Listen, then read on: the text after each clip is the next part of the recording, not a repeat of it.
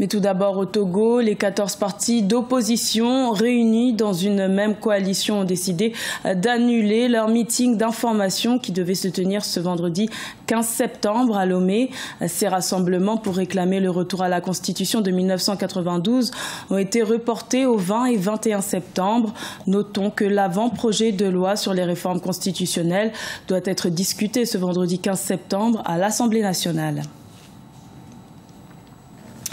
En Tunisie, un nouveau projet de loi contre la corruption adopté le 13 septembre par le Parlement crée la polémique. Ce projet, soutenu par le président Béji Caïd Essebsi, prévoit d'acquitter certaines personnes poursuivies pour corruption, mais il est décrié au sein de la société civile. Les explications de Patricia Solange-Dubois.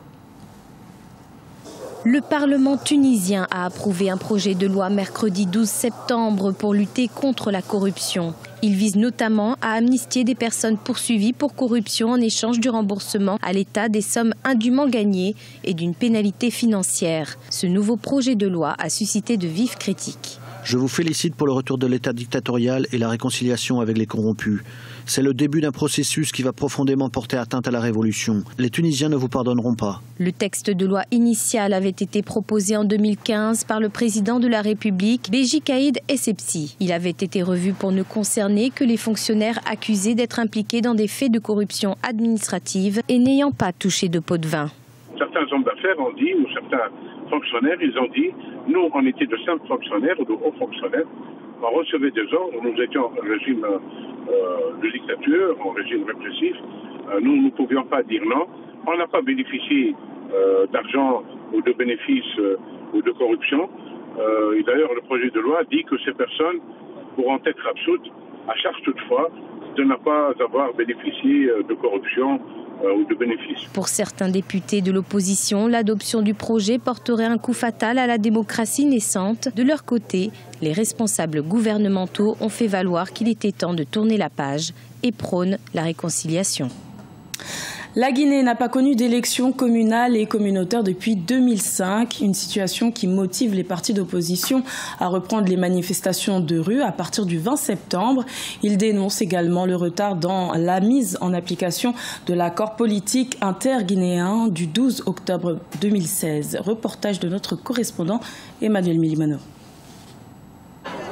L'opposition guinéenne annonce la reprise de ses manifestations de rue à partir du 20 septembre 2017 sur la route Le Prince à partir de Bambeto, direction stade du 28 septembre. La seconde manifestation est prévue pour le 27 septembre, soit une semaine après. Cette fois sur l'autoroute, avec le même point de ralliement. L'opposition réclame des élections locales dans les plus brefs délais.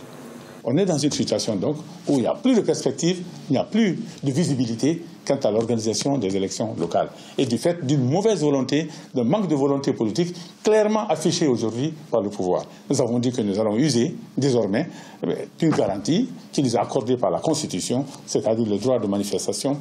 Ce nouveau calendrier de manifestation apparaît alors que des échanges sont en cours depuis un an autour de l'application de l'accord du 12 octobre 2016 entre l'opposition et le gouvernement. Un document qui prévoyait notamment la tenue de scrutins locaux avant la fin de l'année 2017 et l'audit du fichier électoral, suffisant pour étonner les autorités qui jugent ces manifestations inopportunes.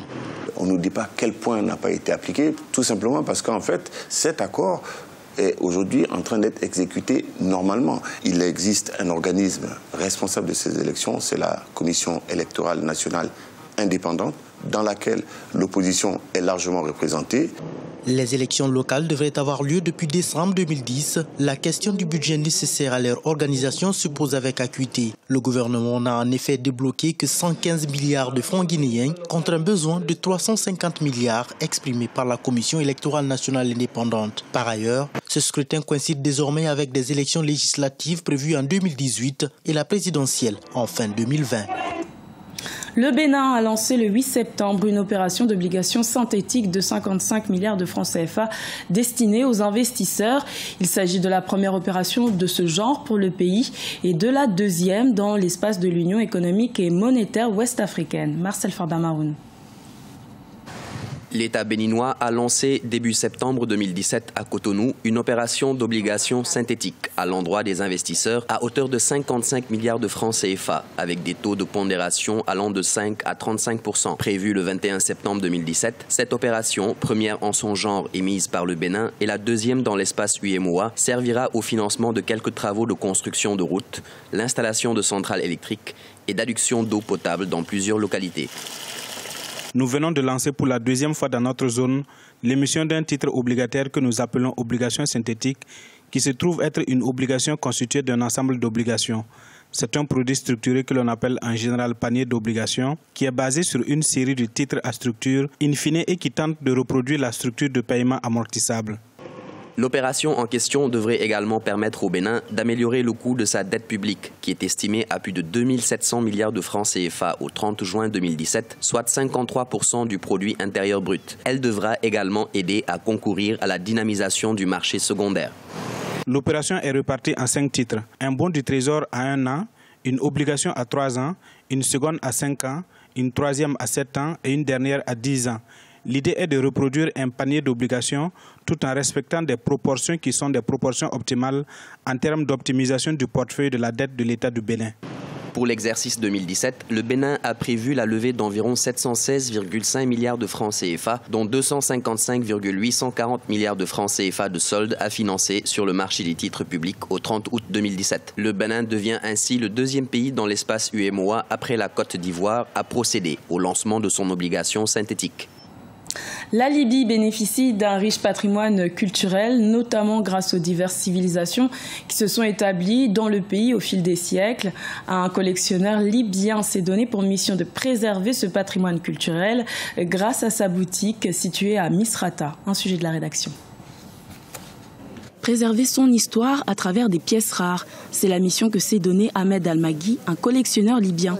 Depuis 23 ans, ce passionné d'antiquité se consacre à la préservation du patrimoine de son pays qu'il expose dans son magasin situé à Misrata, à environ 200 km à l'est de la capitale Tripoli. En plus de 2 décennies, il est parvenu à recueillir plus de 4500 pièces qui remontent pour certaines à l'Empire ottoman des années 1200.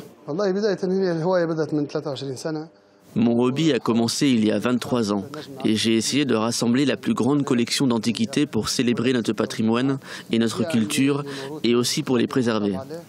Tout cela a été à travers des efforts personnels et maintenant, je peux ouvrir le magasin pour montrer ce patrimoine et informer autant de personnes que possible sur leur histoire et relancer l'intérêt pour le patrimoine culturel.